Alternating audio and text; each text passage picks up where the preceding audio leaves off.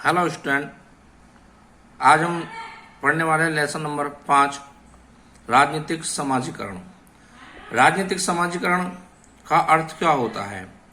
राजनीतिक समाजीकरण की अगर हम बात करें तो राजनीतिक समाजीकरण एक ऐसी प्रक्रिया है जिसके माध्यम से व्यक्ति को राजनीतिक ज्ञान प्राप्त होता है, उसे हम राजनीतिक समाजीकरण कहते हैं। जैसे यहाँ पर हमें हाइलाइटर से जो लाइनें अंडरलाइन की गई है, हाईलाइट की गई है, उसके माध्यम से भी हम समझ सकते हैं कि समाजीकरण समाज में निरंतर चलने वाली प्रक्रियाएं हैं जिसके माध्यम से व्यक्ति समाज के रीति रिवाज, परंपराओं, मूल्यों और मान्यताओं, संस्कृति आदि का क्रियाशील सदस्य बनता है। अर्थात व्यक्ति जैसे ही समाज के अंदर शामिल होता है, समाज में सम्मिलित होता है, तो समाज में सम्मिलित होने के साथ साथ समाज की मान्यताओं, समाज की परंपरा, समाज के रीति रिवाज आदि इन सभी चीजों का ज्ञान प्राप्त करता है। उन्हें ज्ञान प्राप्त करने के बाद उनका अनुसरण करता है और उसी के अनुसार अपने जीवन का यापन करता है। उसी को हम राजनीतिक समाजीकरण कहते हैं। अब बात आती है राजनीतिक समाजीकरण के विचारक कौन कौन रहे हैं। तो राजनीतिक समाजीकरण के यहाँ पर कई विचारक यहाँ पर बताए गए हैं, जैसे मैं आपके सामने लिखा हुआ हर्बर्ट साइमन के साथ साथ आमंड पावेल है। इसके अलावा कावनाद के शब्दों में भी राजनीतिक समाजीकरण को परिभाषित किया गया है कि राजनीतिक समाजीकरण वह शब्द है जो उस प्रक्रिया का वर्णन करता है जिस प्रक्रिया के माध्यम से व्यक्ति राजनीति संबंधित अपना ज्ञान प्राप्त करता है। अर्थात जिन प्रक्रियाओं, जिन कार्यों के माध्यम से व्यक्ति राजनीतिक ज्ञान की प्राप्ति करता है, राजनीति में शामिल होने के शिक्षा प्राप्त करता है, राजनीतिक गतिविधियों को प्राप्त करता है, वही प्रक्रिया राजनीतिक समाजीकरण कहलाती है। अब बात आती है कि राजनीतिक समाजीकरण की प्रक्रिया होती किस प्रकार से, कौन कौन से माध्यमों से हम राजनीतिक समाजीकरण को समझ सकते हैं। राजनीतिक समाजीकरण व्यक्ति का कौन कौन के से माध्यमों से होता है। तो यहाँ पर कुछ माध्यम या अंडरलाइंस किए गए हैं जिनमें प्रमुख रूप से आता है आपके परिवार, शिक्षण संस्था, राजनीतिक एवं सामाजिक संस्था, सरकारी प्रक्रियाएं और जनसंचार के साधन। अब बालक की सबसे पहला जो संस्था आती है, बालक का सबसे पहला जो माध्यम है यहाँ पर वो है आपके परिवार। अर्थात बालक की प्रथम पाठशाला होती है। बालक सबसे पहले परिवार के अंदर ही अपने रीति रिवाज, परंपरा, अपनी संस्कृति आदि चीजों का अध्ययन करता है, सीखता है, अपने माता पिता की बातों को देखता है, सीखता है, अपने से बड़े जो सदस्य हैं उनकी बातों पर अमल करता है।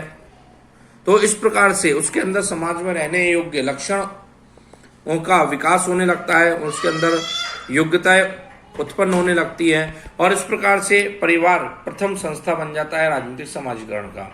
दूसरी संस्था यहाँ पर आती है आपके शिक्षण संस्थाएं। अर्थात शिक्षण संस्थाओं का अर्थ है कि बालक जैसे ही परिवार से बाहर निकलता है तो परिवार से बाहर निकलने के बाद उसके दूसरी पाठशाला होती है, उसका विद्यालय, उसकी शिक्षण संस्थाएं। अर्थात शिक्षण संस्थाओं के माध्यम से विभिन्न प्रकार के विचारधाराएं, विभिन्न प्रकार के सहभागी, विभिन्न प्रकार के लोग, विभिन्न प्रकार की अभिवृत्तियां, विचार, विभिन्न प्रकार के इन सभी चीजों को देखता है और सीखता है और उनके बीच में सामंजस्य स्थापित करने का प्रयास करता है। तो इस प्रकार से शिक्षण संस्थाओं के माध्यम से वो समाज में फैली हुई विभिन्नताओं, राष्ट्र में फैली विभिन्नता, राष्ट्र और समाज के उपयोग में आने वाले कार्य और योग्यताओं के बारे में अध्ययन करता है और इस माध्यम से वह व्यक्ति सामाजिक व्यक्ति बनता हुआ चला जाता है, उसका समाजीकरण हो जाता है। इसके बाद अगला आता है राजनीतिक दल। राजनीतिक दल की अगर हम बात करें तो राजनीतिक दल भी व्यक्ति के समाजीकरण में एक महत्वपूर्ण भूमिका अदा करते हैं, महत्वपूर्ण भूमिका का निर्वहन करते हैं। जैसे राजनीतिक दलों में शामिल होकर वह विभिन्न प्रकार की विचारधाराओं, विभिन्न प्रकार की शासन व्यवस्थाओं, संवैधानिक व्यवस्थाओं आदि के बारे में, राजनीतिक दलों के बारे में शिक्षा प्राप्त करता है, उनके प्रचार प्रसार देखता है, उनके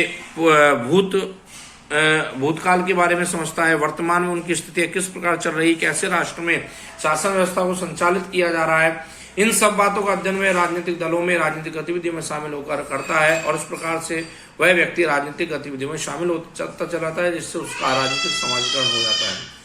अगला आता है इसमें राष्ट्रीय प्रतीक। राष्ट्रीय प्रतीक जो है, जैसे अगर हम बात करें राष्ट्रीय ध्वज, राष्ट्रगान, राष्ट्रीय संबोधन, राष्ट्रीय दिवस समारोह, परेड, राष्ट्रीय सेना आदि के प्रति आदि को जब वह देखता है तो उसके अंदर राष्ट्र की भावना उत्पन्न होने लगती है, समाज के हित की भावना उत्पन्न होने लगती है और इन्हीं माध्यमों से वह अपने कार्यों को पूरा करने का प्रयास करता है और अपने अंदर कार्यों का विकास करता है। इसके बाद जनसंचार के साधन। जनसंचार के साधनों में मुख्य रूप से रेडियो, समाचार पत्र, टीवी आदि कई ऐसी चीजें आती हैं जिनके माध्यम से भी व्यक्ति राजनीतिक ज्ञान प्राप्त करता है, सामाजिकरण का ज्ञान प्राप्त करता है, विभिन्न प्रकार की बातों का अध्ययन करता है।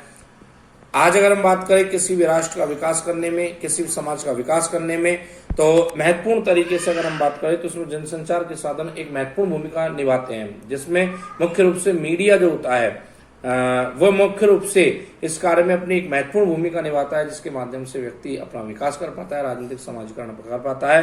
तो ये इस प्रकार से आपका लेसन नंबर 5, जिसकी आज समाप्ति हो गई। राजनीतिक समाजीकरण छोटा सा एक लेसन था और उसके बारे में आपको समझाया गया। आप अपने बुक से इसका अध्ययन करें और कोई भी अगर प्रॉब्लम्स क्रिएट होती है तो उससे संबंधित प्रॉब्लम को आप यहाँ पर हमसे पूछ सकते हैं।